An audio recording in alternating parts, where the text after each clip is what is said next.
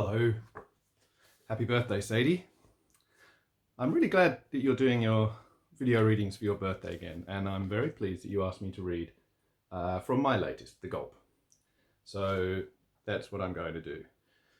It's a series of 5 novellas, interconnected stories, makes sort of a mosaic novel. So I'm going to read from the first one. I'm going to read from a few pages in. Rich and George are truck drivers, and they make a delivery to Culpeper, a town known by locals as the GULP because it has a habit of swallowing people. But their truck breaks down. George, the old original driver, wants nothing to do with Culpeper. He doesn't even want to get out of the cab. He's staying in the truck all night. Rich, the young new driver who's going to be taking over George's route, says that's ridiculous. I'm going to go into town, see what it's all about. George advises strongly against it. Rich doesn't listen. So that's about the bit where we pick up. Rich walked over, looked up as George wound down the window. Where are we going to stay then? You know anywhere? Motel or something? George barked to laugh. Right here.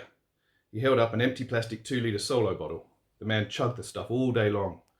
I'll piss in this and sleep where I sit. I suggest you do the same. I'm not sharing a fucking cab with you overnight, much less a bloody piss bottle, mate. Rich gestured behind himself. There's a whole town out there. It'll have pubs and motels and shit. Let's have a feed, get pissed, enjoy ourselves. Nah, no chance. I'm staying right here. You should do the same. You're taking all this a bit far, George. I get it, I am the new boy, wind me up, but this is a bit much. You can do whatever you want, son, but I strongly advise you staying here with me. Nah, wait, mate. I'll find somewhere to stay in town.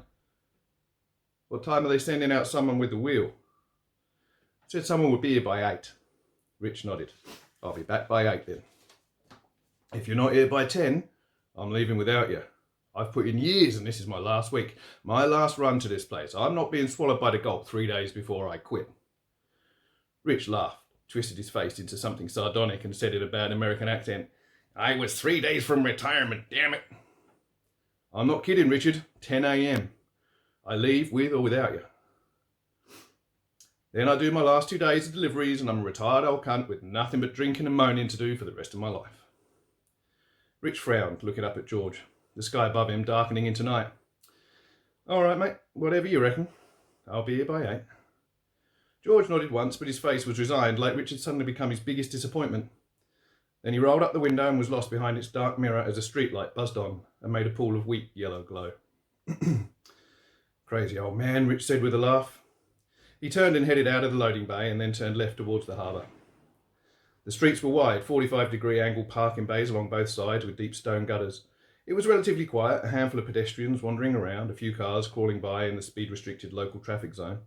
Rich passed a Chinese restaurant empty of customers and a leagues club that seemed quite busy, and crossed the road beside another roundabout, a neat circular bed of flowers in the centre. He entered the main street proper, surf shops and pharmacies, a Salvation Army thrift store, kebab shop, banks and a doctor's surgery, second-hand bookstore. The place was pretty nice, he decided, the architecture old-fashioned, like so many country towns in Australia. There was a heavy air of colonial settlement, the white man's boot print heavy on the landscape, again, like so many Australian towns. All of them, if he was honest about it. He came to a large park on his left, a big war memorial arch standing white and stark against the shadowy green grass. He frowned at a couple of piles of mushrooms, or were they toadstools? Normally you'd find wreaths of flowers placed against a war memorial, but this was the first time he'd seen fungus. And so deliberately placed. He laughed, kept walking. A children's playground sat far back from the street in the middle of the park. It looked to be in pretty good condition, bright colours in hard plastic, rubberised crash matting underneath. Certainly the most modern thing he'd seen thus far in town. Streetlights beside a community centre next to the playground cast a wan orange glow across the play equipment, and Rich startled when he realised 4 people were sitting on the large double-sided metal seesaw. They were almost solid silhouettes in the weak light behind them, but they were all clearly watching him go by. He was a good 50 metres away on the footpath raised a little higher than the park, but they stared up the slope at him with a strange intensity. Grown-ups too, not kids. Well, Rich thought to himself, teenagers more likely. There wasn't much to do in country towns, and kids tended to hang out in public places until they were old enough to drink, and then they'd hang out in the pub. Rich was well past the hanging out stage of his life and most certainly headed for the pub. There had to be one, and it would hopefully have a bistro too. He was starved. He tore his eyes away from the curious teenagers and skipped sideways as a man with a dog walked right at him. "Excuse me," Rich said, even though the man had made no effort to avoid a collision. He wore a heavy woolen coat down to his knees despite the late summer warmth. Rich was comfortable in cargo pants and a t-shirt, a light denim jacket clutched in one hand in case it got cold later. The dog walker had a dark hat, a trilby or something like it, pressed down low on his brow. His face a dark shadow. His dog was a golden retriever, glossy in the streetlight, face split in a guileless grin. As they were almost side by side, Rich paused. "Actually, mate, sorry to bother you." The man stopped and turned, streetlight splashing across his face under the brim of the hat. He had no nose, just two dark vertical holes beneath his eyes. "What?" Rich swallowed, determined not to be spun out by the unexpected deformity, but George's words slid across his hindbrain. Goldpepper is just different, that's all." "Well," the man demanded, "I've got to be home, can't be out when... got to be home." And things only get worse for Richard from there. So that's the opening story from the GULP. Hope you enjoyed that. Happy birthday, Sadie.